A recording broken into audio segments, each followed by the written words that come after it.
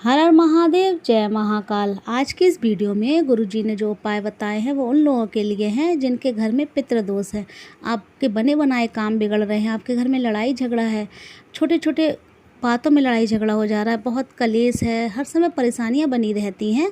तो आपको ये उपाय करने हैं। ये उपाय आपको पितृपक्ष का जो सोमवार पड़ रहा है 2 अक्टूबर को, इसमें आपको ये उपाय करने हैं। ये एक तो बात गुरुजी ने और बताई है अभी पिछली कथाओं में कि यदि आप शिव महापुराण की कथा सुन रहे हैं, चाहे आप पंडाल में बैठकर सुने या आप टीवी पर देख रहे हैं, मोबाइल में देख रहे हैं, तो आप चावल के कुछ दाने अपनी मुट्ठी में लेकर बैठिए। मुट्ठी में लेकर बैठने के बाद जब कथा समाप्त हो जाए तो उन चावल के दानों को आप अपने पितरों का स्मरण करते हुए अपनी छत पर आप बिखेर दीजिए पक्षियों के लिए। तो इससे भी पितृदोष समाप्त हो जाते हैं और आपके पितृ जो है वो बहुत ज़्यादा प्रसन्न होते हैं। तो आप श्राद्ध पक्ष में ये उपाय अवश्य कीजिए।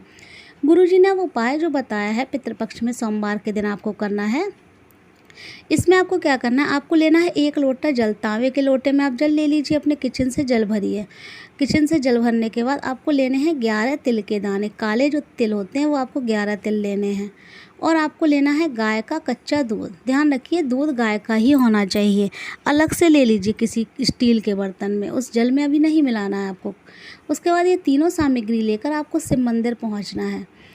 ये उपाय आप किसी भी समय कर सकते हैं, सुबह भी और शाम को भी।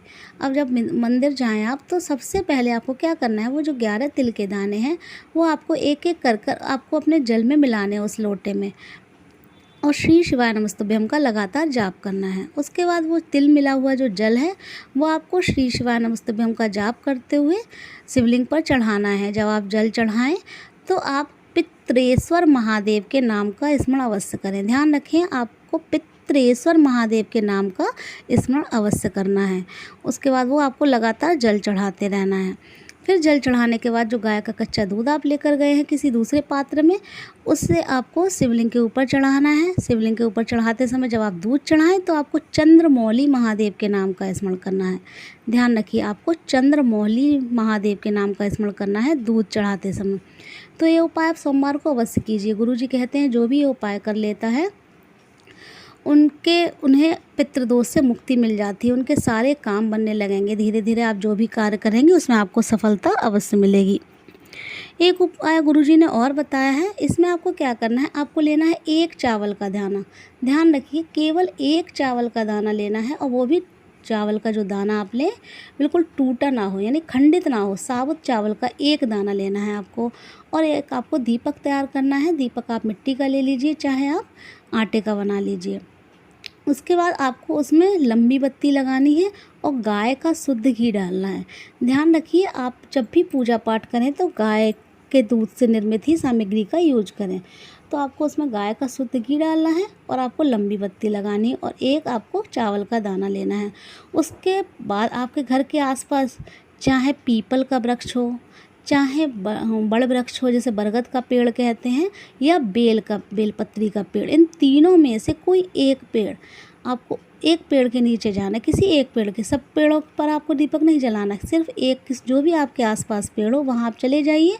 और वहाँ जाकर सबसे पहले आपको दक्षिण दिशा की तरफ मुख कर खड़े होना है। और क्या करना है आपको, सबसे पहले वो एक जो चावल का दाना है वहीं आपको उस वृक्ष, जिस वृक्ष के नीचे भी आप गए हैं, चाहे पीपल के या वड़ के या बेलपत्री के, वहाँ उस चावल के दाने को अपना पितरों का स्मरण करते हुए आपको रखना है।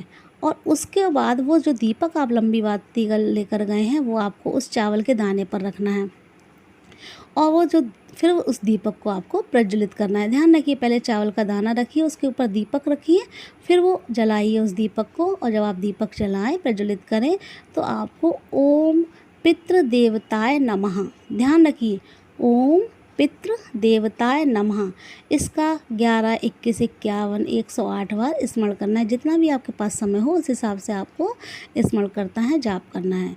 ये उपाय जो भी कर लेता है गुरुजी कहते हैं तो उसे पितृदोष से मुक्ति मिल जाती है और पितृ बहुत ज़्यादा प्रसन्न होते हैं। जो भी इन तीनों वृक्षों में से किसी एक वृक्ष पर इस सोमवार के दिन जो दीपक जलाएगा उससे पितृ बहुत प्रसन्न होते हैं और सारे दोषों से उन्हें मुक्ति मिलेगी।